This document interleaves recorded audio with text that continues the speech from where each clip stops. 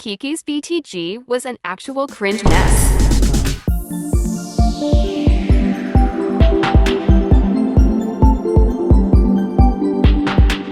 Hi and welcome to my channel. I'm ShareMin and I'll be talking about KiiiKii's BTG release that has faced a lot of backlash among K-pop fans, which I found surprising at the beginning, but finally understood, and I'm gonna explain why. First, let's put a little bit of context.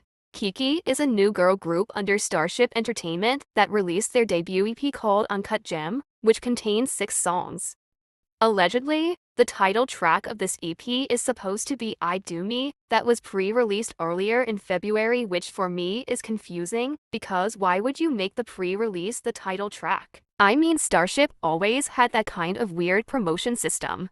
Especially with IVE by giving their EPs more than one title track, which means they would be more than one song being promoted, including a music video, and in my opinion, I think this strategy has been adopted a lot after the success of NewJeans' debut EP. But for KiiiKii's case, it seems that BTG is treated as a title track since a music video was released on the album release date, and it also got promoted on music shows after iDoom's promotions as well, even though it is not displayed as an actual title track on Genie Music. With that being said, BTG is a dance, EDM, hip-hop song mostly diving into the drum and bass, Jersey club and trap subgenre, which had Lil Cherry as a co-writer, including Ryujin, Dim Joints and The Waves as producers. Here the problem mostly comes from Lil Cherry. I personally haven't heard about her solo projects, but I first heard her as a featuring for IVE's Loop, which is a really great song. However, the thing I noticed with Lil Cherry's verse is that even though her part was a vibe, the lyrics didn't make any sense. Not in the way that I didn't understand anything because it was in Korean, but in a way that even her English lines don't make no sense. Here's what I'm talking about.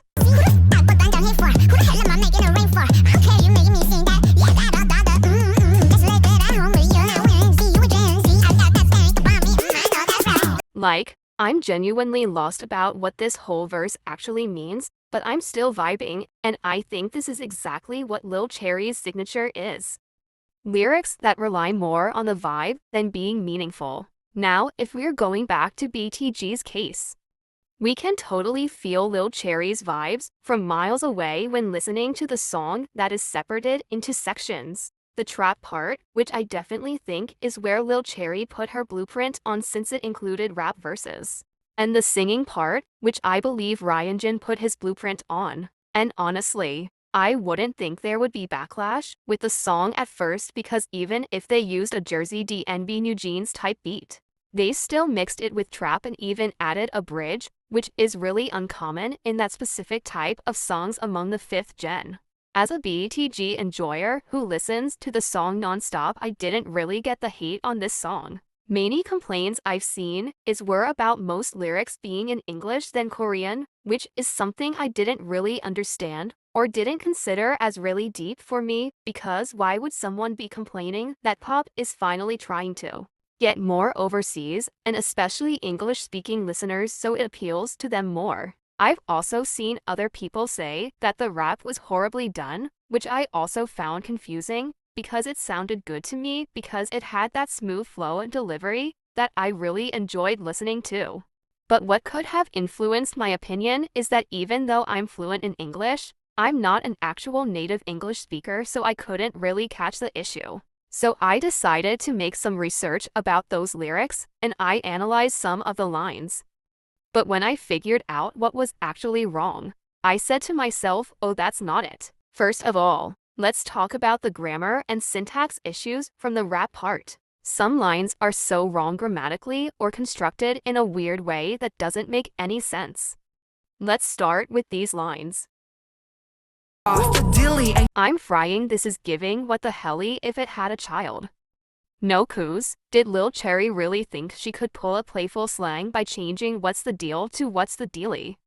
It just sounds so forced, and I couldn't even recognize that word until I looked it up, which is crazy. Ain't no business with no money. Ain't no business with no money. The way this tried to mimic AV, but it miserably failed. Like, it just doesn't sound cool at all, especially when there's no understanding or correlation to the song's global meaning. Wake up in the sky, let the birds sing, yell. Wake up in the sky, let the birdies sing, yell. Now what do you mean sing, yell? Are the birds harmonizing or screaming for help? This line honestly feels like someone tried to be poetic and then rage quit halfway. Like, come on. Birdies sing yell sounds like a rejected lyric from Kids Bop that got rewritten at 3M with no spell check. There are some bunny freezy colors and geeky women. This line sounds like someone dumped every Gen Z expressions possible together, which is what was actually done. Ice up on it, freezy. That's like saying cold water is icy. Like, we get it. It's cold. Kill it, fit in. Are we slaying or conforming? It's giving. What rhymes with winning? Sounds like ChatGPT was told to write a hype line, but only trained on 2017 Instagram captions. Really, it's so silly how we do it so big, really. Ray, really? It's so silly. How we do it so big, thrilly just doesn't work. Plain and simple. It sounds like it's trying way too hard to rhyme, but without actually saying anything meaningful. Really, it's so silly, okay? But what's silly? It's vague and kind of childish, which removes the confident tone the song seems to be going for. And finally, so big, thrilly. This is where it really went wrong. Thrilly isn't an actual word, and it doesn't feel like intentional slang. I guess Lil Cherry was like, let's find anything that rhymes with silly. So she made something up. And not in a clever way, just in a lazy, half-assed way. Don't get me wrong, it's cool to have a wordplay in a rap verse, but at least make it make sense and don't try to recreate AV, please.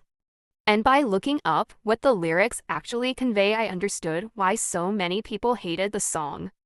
But yeah, since Lil Cherry was working on this song, we know why half of the lyrics are bad. Still, I think that this song deserves a chance, not because of the lyrics, but because on the production part, BTG has everything needed for it to be an addictive song, and it gets better and better when you listen to it. The ending part from the bridge to the last chorus is just excellence, and some of y'all gonna disagree, but I think it has a better replay factor than I do me.